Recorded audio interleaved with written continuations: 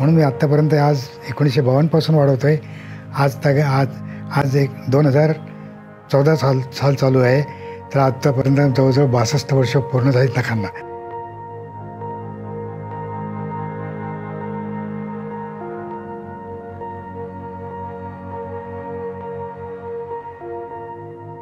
शाळेमध्ये असताना माझ्या एका मित्राच्या हातून सरांनी एक नख वाढवलं होतं आणि ते माझ्या मित्राच्या हातून नख तुटलं गेलं. त्यामुळे त्यांनी मारलं आम्हाला. आणि नंतर आम्ही सरांना विचारलं, बाबा तुम्ही नख तुटत एवढं कशाला आम्हाला मारलं.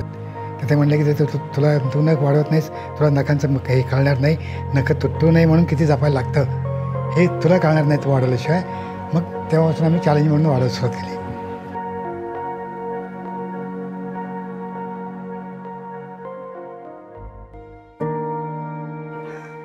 आणि जसं नखं मोठी होत गेली तसंच्या अडचणी वाढत गेल्या. घरातल्या लोकांचाही त्रास होता, नंतर घरातल्या लोकांचा विरोध होता, नंतर टीचरचाही विरोध व्हायला लागला. नंतर मग मी हे ठरवलं की मग आता याच्यापेक्षा काढायचीच नाही नखं शेवटपर्यंत.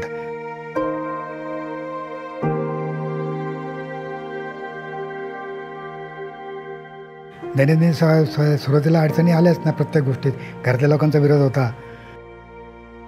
नंतर माझे कपडे कोणी धुतले नाही, हाताने कपडे धुवायला लागले मला. नंतर सर्व्हिसला मला कोणी लवकर घेतलं नाही. नंतर लग्न करायच्या वेळेला लग्न करायला कोणी तयार नव्हतं. नंतर जवळजवळ 10 ते 12 मुली पाहिल्या. मुलगी तयार असली तर आईवडील म्हणायचे आमच्या मुलीचं नरड्यात आपण जीव घेईल, मुलगी द्यायची नाही. आणि आईवडील तयार असले तर मुलगी म्हणायची असल्या घाणेरड्या माणसाशी लग्न करायचं. मग नंतर आम्ही आमच्या नात्यातलीच आमच्या मोठ्या भावाची मिसेसचे बहीण होती, तिच्याबरोबर माझं लग्न झालं. तर वयाच्या 29व्या वर्षी म्हणजे जवळजवळ 10-12 मुलींनी मला नाकारल्यानंतर किंवा मुलीच्या पालकांनी नाकारल्यानंतर यांना त्या मुलीला माहिती होतं.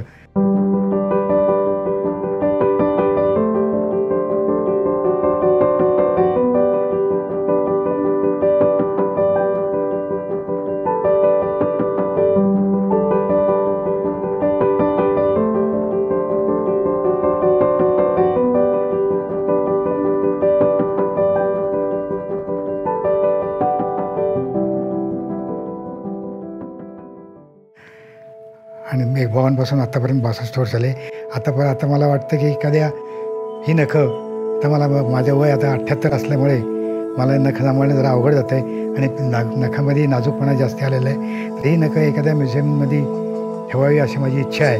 आणि त्यामुळे मला आयुष्यभर जे मला याच्यामुळं नखं असल्यामुळे मला उत्पन्न काही मिळालेलं नाही आत्तापर्यंत, काहीतरी अमाऊंट मिळून जाईल मला, ही माझी इच्छा आहे शेवटची.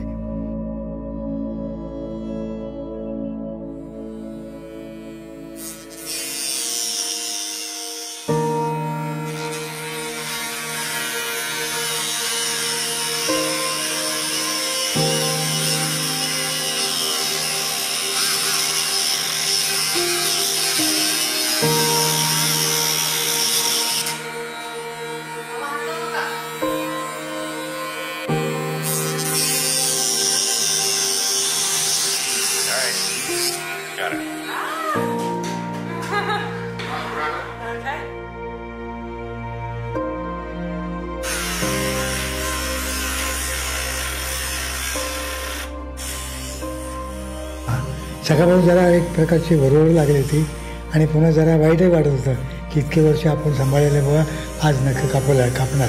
त्यामुळे हे जे वाढवलेलं आहे त्याला मी लोकांच्या प्रसिद्धी जी होती त्या प्रसिद्धीला मुकणार आहे. म्हणजे मला होळीसारखी प्रसिद्धी मिळणार नाही. त्यामुळे जरा मन हे होत होतं की बाबा आपण काढावं का नाही काढावं का नाही असं वाटत होतं.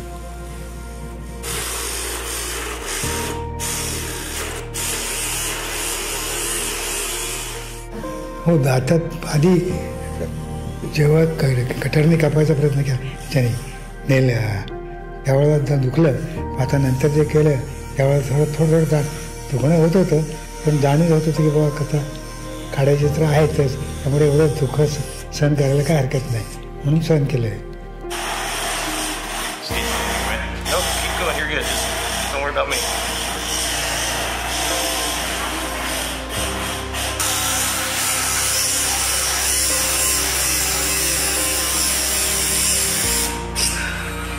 Good. Okay. Let me hold the nail. Okay.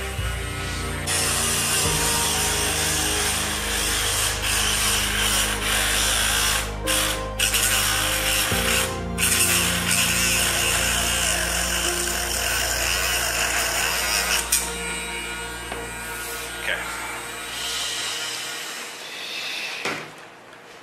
Woohoo! All done, huh? Now you just need a manicure.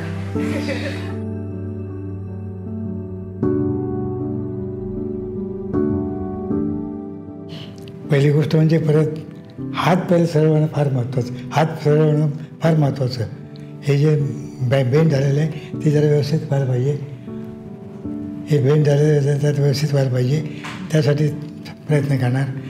नंतर आता गर्दीमध्ये वगैरे मग पोळी जात नव्हतो. आता गर्दीमध्ये किंवा कुठेही मला चार माणसात मिसळता येईल.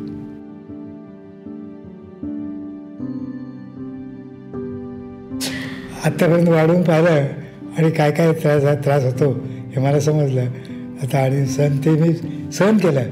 पण आता ह्याच्यापुढे सहन करण्याची ताकद नाही आहे. कारण माझं आता वय 80-82च्या पुढे गेलेलं आहे. त्यामुळे मी आता परत नखं वाढवणं शक्य नाही.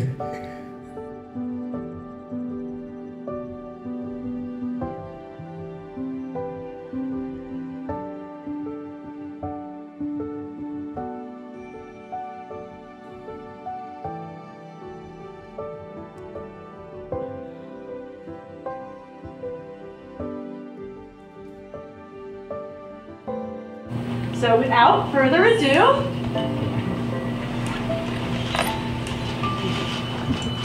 wow.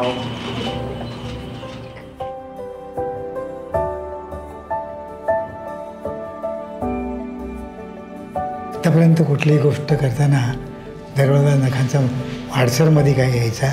त्यामुळे मी कुठली गोष्ट स्पष्टपणे करत नव्हतो. आणि आता नखं काढल्यामुळे मला याच्या पुढचं हे व्यवस्थित करता येईल असं वाटतं.